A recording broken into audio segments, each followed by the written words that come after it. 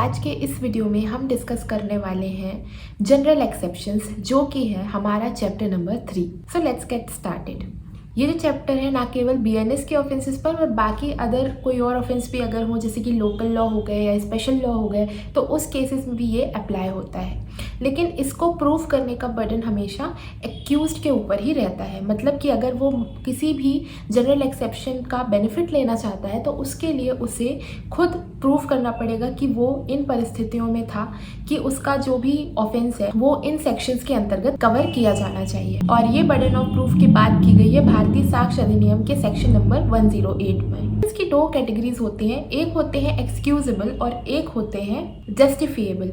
Excusable का मतलब ये है कि वहाँ पर कोई एक पर्टिकुलर एक्सक्यूज होता है, कोई कारण होता है, जैसे कि अनसाउंडनेस हो सकता है, इंटॉक्सिकेशन हो सकता है, जिसकी वजह से जो भी अक्यूज्ड है वो उसका बेनिफिट लेना चाहता है।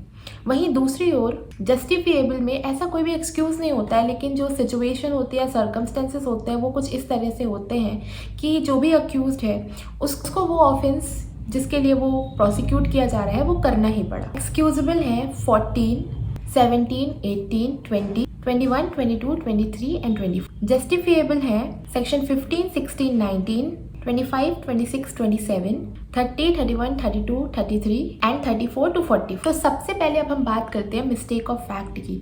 मिस्टेक ऑफ फैक्ट दो पर्टिकुलर सेक्शंस में दिया हुआ है, एक है सेक्शन नंबर 14 और एक है सेक्शन नंबर 17। सेक्शन 14 बात करता है बाउंड बाय लॉ और सेक्शन 17 बात करता है justified by law.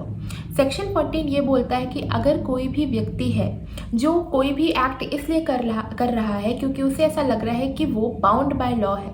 For example, अगर कोई एक हवलदार है, वो कोई भी पर्टिकुलर एक्ट कर रहा है क्योंकि उसे ऐसा लग रहा है कि ये उसके सुपीरियर का ऑर्डर है, और अगर उस एक्ट को करने के दौरान कोई भी ऑफेंस हो जाता है या कोई भी घटना घटित हो जाती है तो उसके लिए वो पर्सन लायबल नहीं होगा। जैसे बुक में एक एग्जाम्पल दिया हुआ है कि मॉब पर गोली चला देता है एक सोल्जर क्योंकि उसे लगता है कि ये उसके सुपीरियर का आदेश है। इस केस में अगर किसी की भी डेथ होती है तो इसके लिए उस सोल्जर को कोई भी पनिशमेंट नहीं मिलेगी। लेकिन याद रखिएगा कि ये सेक्शन तभी अप्लाई होगा जब वहाँ पर गुड फेथ हो और उसे ऐसा लगता हो कि वो अपने सुपीरियर के ऑर्डर द्वारा बाउंड है। दूसरा सेक्शन है सेक्शन नंबर 17 जो बात करता है जस्टिफाइड बाय लॉ की।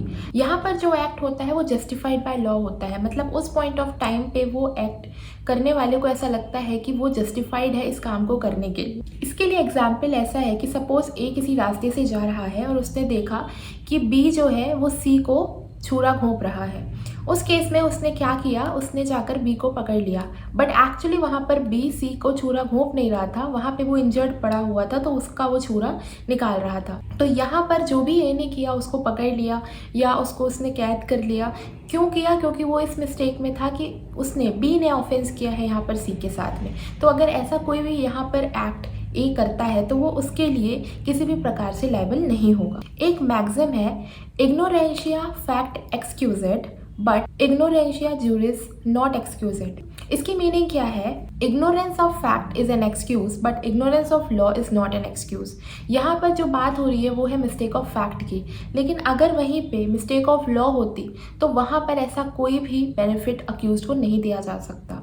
इसका मतलब क्या हुआ, अगर आपको कोई भी इंडियन लॉ पता नहीं है और आप बाद में जाकर कोर्ट में ये एक्सक्यूज दे रहे हो कि I don't know this law या मुझे गलत इंटरप्रिटेशन था इस लॉ का, तो ऐसा कोई भी एक्सक्यूज कोर्ट एक्सेप्ट नहीं करेगा। अब आते हैं सेक्शन 15 में। सेक्शन 15 बात करता है एक्ट ऑफ अ जज एक्टिंग जुडिशियली। अगर कोई भी जज कोई भी ऑर्डर देता है और उसे लगता है कि ये ऑर्डर अकॉर्डिंग टू लॉ सही है और वो गुड फेथ में कोई भी ऑर्डर देता है, तो अगर बाद में ये भी पता चलता है कि वो ऑर्डर सही नहीं था या कुछ भी उसमें मिस्टेक हो गई है तो उसके लिए वो जज किसी भी प्रकार से बाउंड नहीं होगा। So this section provides a protection to the judicial officers. इसी से मिलता जुलता सेक्शन है सेक्शन नंबर 16 जो बात करता है act done in pursuant of a judgement और ऑर्डर ऑफ द कोर्ट। इसके अनुसार अगर कोई भी व्यक्ति कोई भी जजमेंट या ऑर्डर के अनुसार कोई भी एक्ट करता है तो वो एक्ट चाहे कुछ भी हो उसके लिए उसे पनिश नहीं किया जा सकता। इसमें एग्जाम्पल दिया जाता है हैंगमैन का, जिसे हम जल्लाद बोलते हैं। अगर कोई भी कोर्ट का जजमेंट है जिसमें किसी को फॉर एग्जाम्पल कैपिटल पनिशमेंट सुनाया गया है और कैपिटल पनिशमेंट को जल्लाद एग्जीक्यूट कर देता है, हैंगमैन एग्जीक्यूट कर देता है, बाद में पता चलता है कि नहीं, that person was wrongly prosecuted या वो इनोसेंट था। इस केस में यहाँ पर उस जल्लाद के ऊपर कोई भी केस नहीं किया जा सकता, क्योंकि उसने जो कुछ भी किया वो क्यों किया, इन परसुएंस ऑफ दैट ऑर्डर और जजमेंट किया। तो इस वजह से यहाँ पर प्रोटेक्शन मिलती है हैंगमैन को। नेक्स्ट सेक्शन है सेक्शन नंबर 18, जो बात करता है accident in doing a lawful act. अगर कोई भी एक्सीडेंट हो जाता है, लेकिन इसकी 4 कंडीशंस हैं। पहली बात, वो एक्सीडेंट है या कोई मिसफॉर्च्यून है।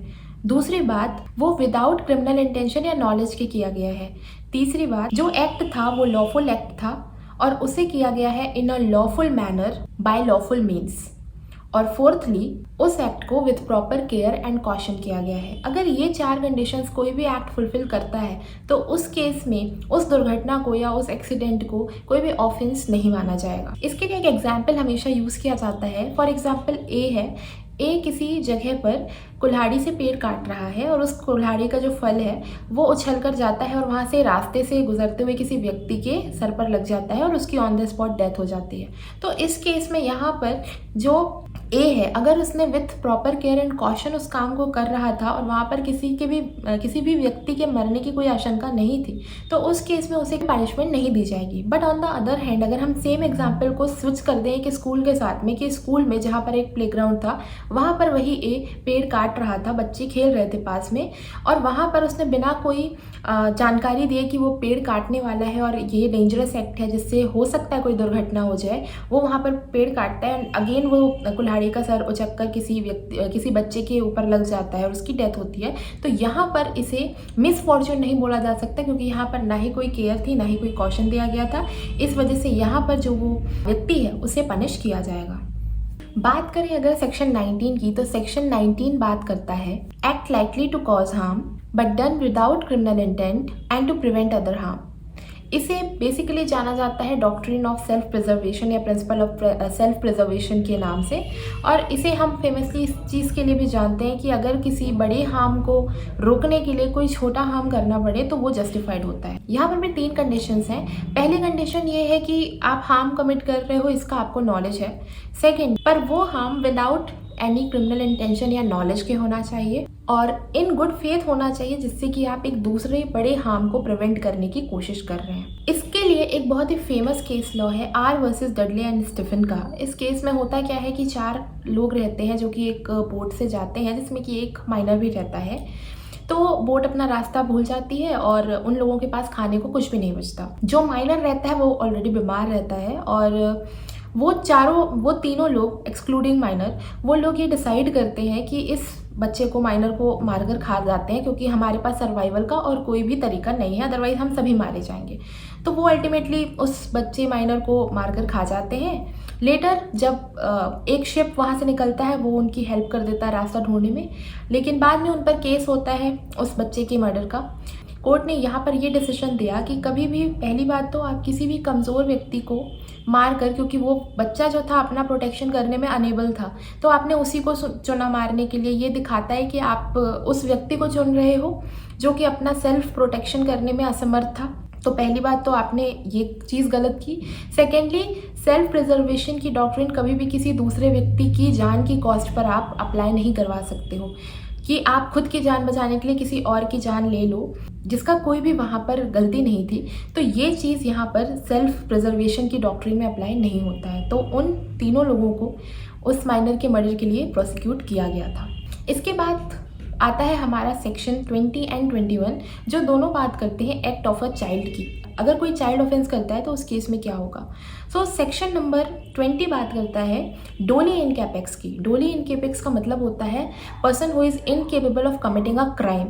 इसका मतलब ये होता है कि अगर कोई 7 साल से कम उम्र का बच्चा कोई भी ऑफेंस कमिट करता है तो उसे एब्सोल्यूट इम्यूनिटी है, मतलब कि चाहे मेंस्ट्रुआ हो चाहे ना हो, चाहे उसे अंडरस्टैंडिंग हो कि उसने क्या किया है या ना हो, इन एनी केस उसे प्रोटेक्शन मिलेगा ही मिलेगा और उसे कोई भी पनिशमेंट नहीं होगी। लेकिन सेक्शन 21 जो है वो इससे थोड़ा सा डिफरेंट है। वो ये बोलता है कि अगर बच्चा 7 से 12 साल के बीच का है और उसके पास सफिशिएंट मैच्योरिटी है to understand the nature and circumstances of the case और ऑफेंस, तो उस केस में वहाँ पर बच्चे को पनिश किया जा सकता है। सो बेसिकली 7 ईयर्स तक में एब्सोल्यूट इम्यूनिटी है, लेकिन 7 to 12 में अगर उस बच्चे के पास मैच्योरिटी है उस एक्ट को समझने के लिए तो उसे पनिश किया जा सकता है, अगर नहीं है तो फिर अगेन उसे इम्यूनिटी मिल जाएगी। इसका लीडिंग केस है उल्ला महापात्रा वर्सेस आर, जिसमें ये बोला गया था कि चाइल्ड को लाइबल करने के लिए उसे ये समझ में आना चाहिए कि जो भी वो एक्ट कर रहा है उसका नेचर क्या है या उसके कॉन्सिक्वेंसेस क्या हो सकते हैं। बाकी के एक्सेप्शंस हम पार्ट 2 वीडियो में डिस्कस करेंगे। आई होप आपको ये सब कुछ अच्छे से समझ में आया होगा। So thank you and keep watching.